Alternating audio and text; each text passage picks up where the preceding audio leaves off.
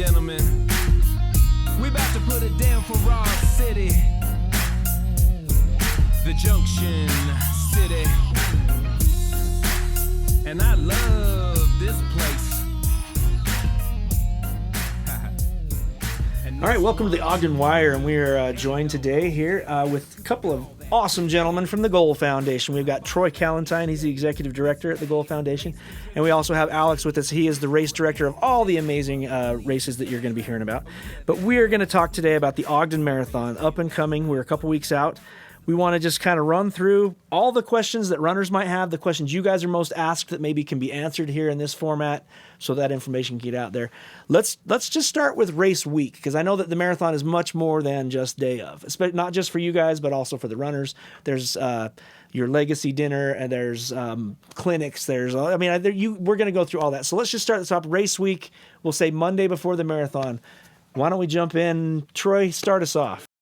Yeah, race week Monday, there's not a whole lot for participants, but the team and all our volunteers are certainly getting loaded up and loading out aid stations, water stations, and things are getting all compiled and ready for people to pick up. The real things for participants start on Wednesday, May 13th this year, which is going to be our Legacy Club dinner. So any of the participants who have run 10 years or more have an opportunity to come to our Legacy Club dinner, which would be right here in Ogden, and we get to celebrate those who have been committed to the race for 10 years or longer. And that's a number I've seen growing over the last, since I've been involved with the marathon. I've watched that number, ever since 10, obviously, but where will that Legacy dinner be held? This year it's going to be out at Jeremiah's. Off 12th Street. Yeah, they've got a nice conference room out back, and some outdoor space included as well. Yep. So we're excited about that. Roosters will be the sponsor of the food and beverage, so they'll be on site making everybody's bellies happy. And that's a pretty place out there too. So yeah, if you've run the marathon 10 years or more, is it too late to get jumped in on that right now, or is that something they should look forward to next year?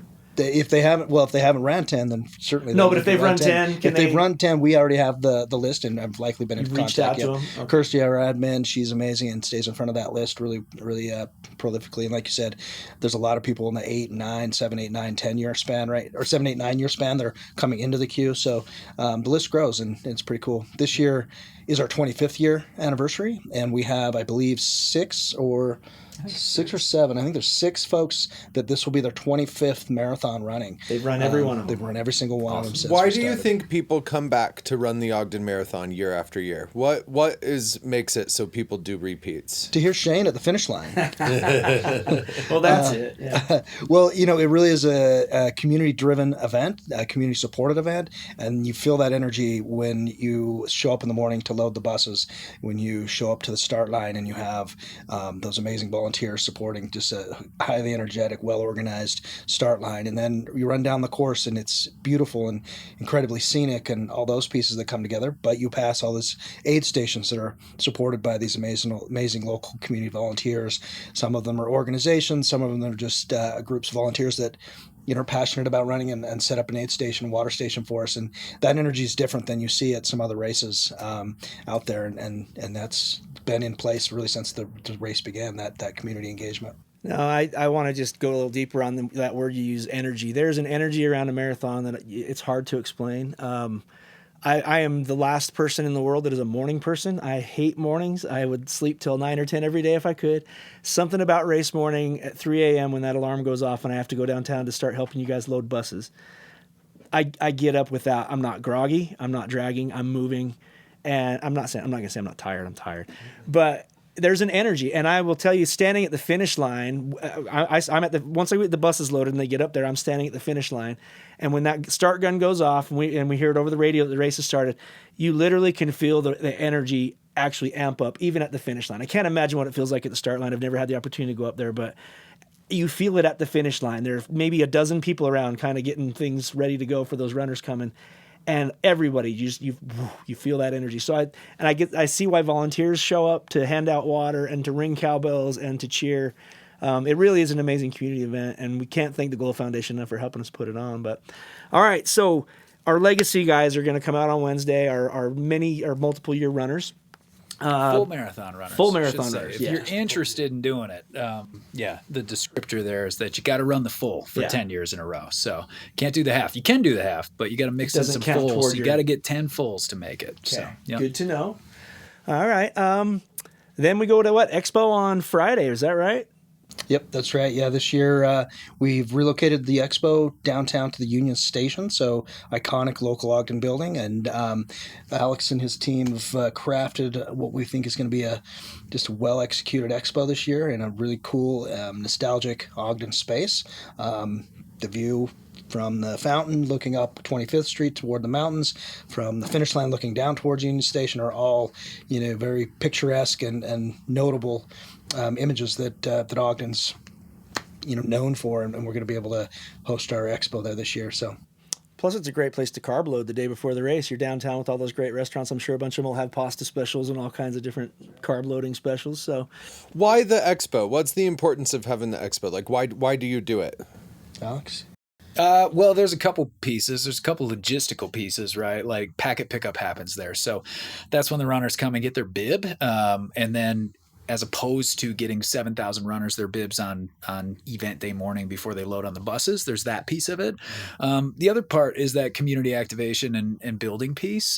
So we have, what do we have? Is it 42 or is it more than that vendors in the expo this year? We're right around 42 to 45, depending on where we squeeze a couple. So it's a great time. And those vendors are a mix of sponsors, community partners, and then local nonprofits that just kind of get in front of the marathon crowd that's coming out to engage. And so it really just kicks things off, kicks off the weekend, right? That expo is sponsored by Fleet Feet. It's called the Fleet Feet Fun and Fitness Expo. They take up a decently sized footprint as well. So those runners have an opportunity to kind of get any of their last minute needs. But I think behind all that, it's like it's getting all the data in the runners' hands. It's letting them ease their nerves and get ready for the next day.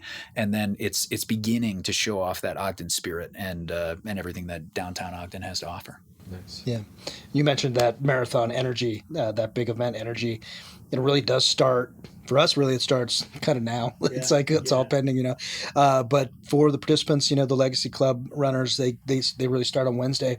But on Expo Day, we have a little ribbon cutting grand opening right before 10 o'clock. And you can start to feel that energy then when people are showing up in anticipation of running their marathon the next day, whether it's their 25th, their 10th, or their 1st, or their 3rd.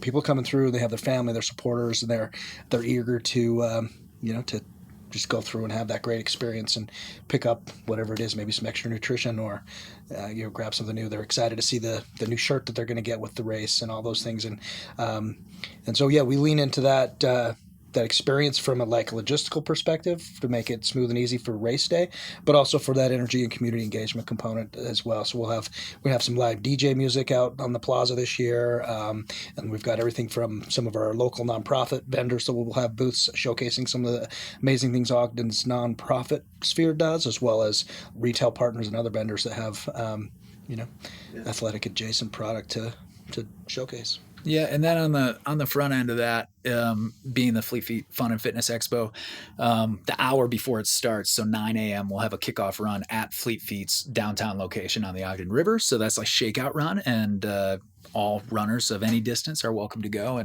and take part in that. And then they can either jog or drive over to the expo and kind of kick that off. So it really is like, when we talk about the start line, which I'm sure we'll get to, and the music and the countdown and the start, like it's some of the on-site beginning kind of tangible experience. It's like you're waiting to get let into the stadium to see a concert, but the energy's building outside, For sure. And, same energy. You just make your way closer and closer. Yep. Well, now you mentioned like the community aspect of it. Even if you're not a runner, it like you said, it's a great time to come out because, man, you want to know what's going on at the Nature Center this summer, or at the Dinosaur Park, or with Goals, kids camps, or with this is the place to it's kind of the kickoff to event season, and you guys are obviously the first major event of the season, and it's a great place to just kind of plug into the entire community. Now, I know from being at the expo in years past, it's the time, like you said, a lot of questions get answered and are asked and answered. what are some of those major questions that get asked that maybe we can just answer here, that hopefully the Google bots and the AIs will find in this transcript that will answer their questions should they be on their phone or whatever? What are some of those main questions? I know bus loading times, parking, where's the best place for my family to watch? Can my family see me on course and then still make it to the finish line? Why don't we answer some of those basics that are kind of the constant questions that come in? Yeah. Well, I think first and foremost, especially to participants or folks that are watching participants run, that energy, on site starts Wednesday and then Friday, but the emails with all the logistics, they start going out actually next Monday, so 2 weeks out, and then they continue on to race week as well. So first and foremost, are you trying to get people excited about looking at their email? Yeah, good job. Yeah. All that data will be there, and then in addition at the expo, those questions will be answered if they're not answered completely in the emails, or they'll be re-answered there. And so people have a lot of questions. From a runner's perspective, it's bus loading, where to meet, where to park. We create busing maps, parking maps on where people need to go. But parking, busing, start times are pretty standard. It's 7 a.m. for all races. Some people ask if they can drive to their start line up in the canyon. You cannot. We do not have that piece available. Results, things like that. For the most part, we outline most of those things in our FAQs, and then try to do our best to answer those. What roads closed down because of the Ogden Marathon? Yeah.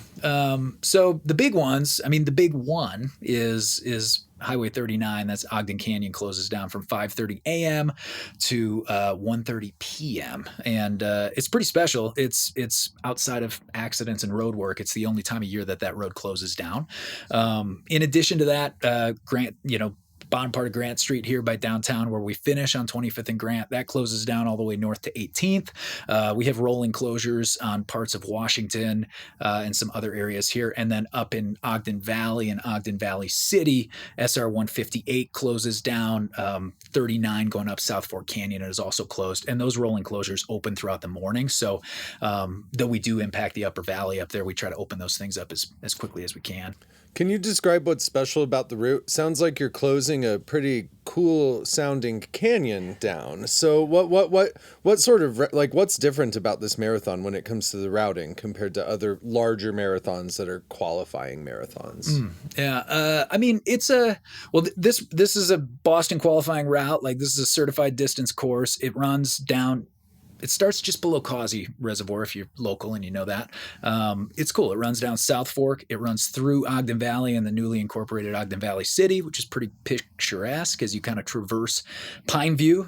We call it Ogden Spring Runoff, or Utah Spring Runoff, I guess, because it is kind of that kickoff canyon marathon for the year as well each year. And then we come down Ogden Canyon, which, again, currently has no footpath or no means of hiking, riding up or down it.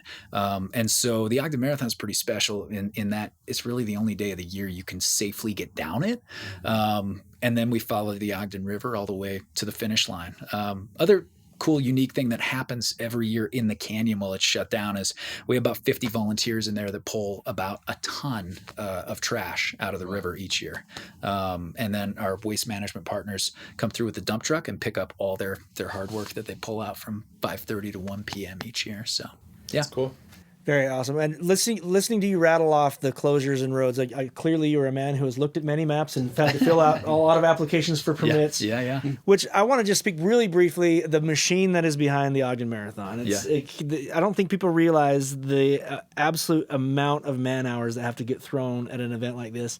And I do believe that's kind of where the energy comes from. It's it's just, we want to speak to that for just one of you guys for a minute? Yeah, I think that, when you ask what's special about the Ogden Marathon, you can feel it's special. I've been a part of many other events, and but a lot of that does come to the energy that is behind the race. So Ogden Marathon is a city-owned event by Ogden City, and I think the energy kind of starts there. But just to put it in perspective, we have just under 1,000 volunteers that volunteer for the marathon over 2 days. That counts all our water stations along the course as well. We have about a little over 100 law enforcement officers that participate. That's Ogden City, that's Weber County Sheriff's Office, that's Utah Highway Patrol. They're using both motors, which are the motorcycles, and they're using vehicles to help manage that.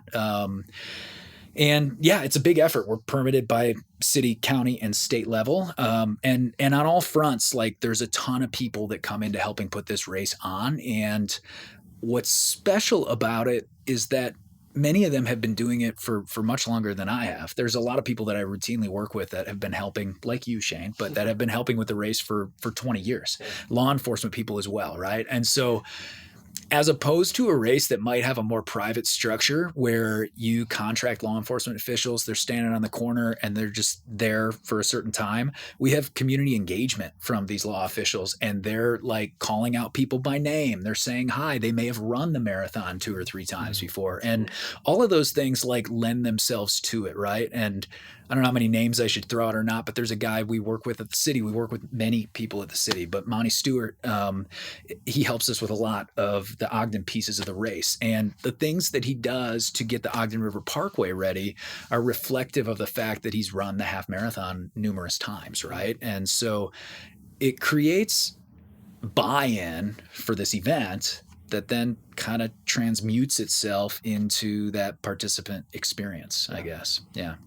So the energy we talk about, I think that the best place to feel it, it can be felt all along the course. There's people standing at the end of their driveways ringing cowbells and handing out waters and whatever. But the place where it is concentrated, I mentioned earlier, is the finish line. I would say within those last couple blocks, probably 24th on into the finish on 25th is just mayhem usually for most of the race. Talk a little bit about the energy, the finish line, and what runners can experience there and what spectators are going to experience there. And I'll jump in when I feel like it. Yeah, for sure. That last block, really from 18th Street and Grant, we start to build up what we call hoopla stations. And we have local organizations and just community supporters who show up and they create a lot of hoopla. And that we encourage them to make signs, dress up, and have a lot of fun and get those runners down that final mile. It's that last mile. It's 1 mile straight down the road. Seems like it never ends. Yeah. And so for those runners to have that extra energy boost to get to that finish line, come under the arch, is super empowering. So we see people dress up like Star Wars characters and Super Mario and all kinds of fun different things along the way and create really creative fun signs to bring that energy. So there's hundreds of people along those blocks. And as you get closer to the finish line, it becomes more dense. And then as they come through the finish line, it's truly just massive energy. We've got live music happening on the stage thanks to some ramp grant opportunities that we've had. We have a whole free finish line festival that's set up for the public to come to. And again, there's no charge. We've got face painters and characters on site, and we've got the live music happening, and then a bunch of our other vendors are still there as well, helping engage the participants and their supporters, as well as just the people who are curious about what this marathon's all about and want to come down and have a good time. There's something for everybody down there, and that energy is contagious in a lot of ways. Yeah. So, well, I will tell you what's brought me back to that finish line for 20 plus years now is you get to see the entire spectrum of human experience in a few hours. You see the highest of elations when people have accomplished something they thought they never could. I get choked up talking about it. When they accomplish something that they never thought they could, and that energy hits off of you. But then you get absolute despair and agony. You get people who are losing, like go just to the spaghetti legs and drop, and you watch their fellow runners pick them up and help them across the line to make sure they get there. And some of that's still the highest elation too, though. That's yeah, the double-edged sword of it. exactly. Is like, it's not even sorrow a lot of times with that. It's like they're still accomplishing something they didn't think they could do. And Yep. but it's the full spectrum of emotions, right, that go along with that. Yeah, and I think that's what keeps me is that energy. There's just that it is a human thing that I think more than we've ever needed in our lives we need right now is to come out and watch other humans celebrate and do something they thought they couldn't do. So. Yeah, for real. And I think, you obviously play a big role in that at the end of the race for those people, right? You help draw them into the finish line. You help celebrate that moment. I do a little bit of announcing too, so I kind of understand that piece of it. It's a very important piece, and I think bringing that participant through the finish line, helping them realize what they have achieved, which is their own personal goal, whatever that may be, right, is a very important piece to the race. And it's cool. So, from there, that transitions to their kind of celebratory point, their refueling point where they get food and stuff. But hopefully we're bringing in their family, their friends, and they get to watch them, and they also get to engage with that big festival piece that Troy's talking about, which includes all those free activations for youth. We have a rock climbing wall for youth as well that they can come. The really cool and fun part is, we have a Kids K that starts at 12:30 p.m. That is free. And we limit it to 500 youth, and they run just over half a kilometer. They basically run around the block, and they're let out by Ogden Police Department. And being in the finish line there, that's a big piece of energy each year. That's a ton of fun. And it's really cool because it offers youth a chance to experience that same energy. Experience that same energy, maybe witness how they might want to pursue goals, push themselves in the future and all that. And it's cool, and kind of in that same token, one of the things we're trying out this year that we haven't done before is we've got a big 10 by 16 foot screen, and we're going to have that adjacent to the stage, and we're going to have our audio company along the course. They're going to be filming the finish line the whole time live. They're going to film the half start area, which includes the full marathoners when they run through, and they're going to film along the course as well. And so hopefully if you come to the festival, whether you're related to a participant or not, you can actually, if you're not at the finish line itself, you can be in front of the live band and just catch those vibes. Yeah, for sure. So, yeah. Wow, I didn't know you guys were doing that with the screen. That's awesome. Yeah, it's cool. We're saying things that we're pulling together for the first time, so I'm crossing my fingers that it all goes right. But it's going to be pretty cool. Well, and I would say any spectators that don't have the entire 4 or 5 hours to spend at the finish line, come watch that Kids K, because you'll see the same exact spectrum over 20 minutes. Those so first true. Kids that come in just gritting their teeth and sweating and running with their arms and legs flailing, all the way down to the little 3-year-olds at the end getting dragged across by their parents crying. You get the same exact profile as you do on the marathon in a microcosm, 20 minutes. It's pretty awesome. But well, I would say any future runners that want to run the marathon, come run one of the most scenic, and it's been rated one of the most scenic courses by Runner's World and some top publications for years now. And it's best runner, or one, top marathon for first-time marathon runners. Top runners for Boston Marathon because of that slight downhill qualifiers. A lot of PRs get set on this course. So if you're a future runner, you'll be running through the most verdant green you've ever seen through the valley, and down a canyon with a flowing river that is silent, that only for those 6 hours a year. Outside of the sound of footsteps hitting, it's not cars racing by and stuff like that. It's a beautiful time to run. If you're a current year runner, I would say check your emails, right? All those questions will be answered. We hope to see everyone at the expo. And if you're a visitor or a community member, just come out and plug into the energy we keep talking about. I think that's kind of the takeaways I came away with. Taylor, anything else you want to add? Oh, I think that's good. Covered a lot. All right, Ogden Marathon coming at you May 16th. You guys go to the Goal Foundation or ogdenmarathon.com to check it out, and we will see you there. Thanks for joining us, you guys. All of the drinks. Is this my town? I love this place. Can't we get down? I love this place. All day. I love this place. I love this place. I love this place. Is this my town? I love this place. Can we get down? I love this place. All day. I love this place. I love this place. I love this place. It's my home.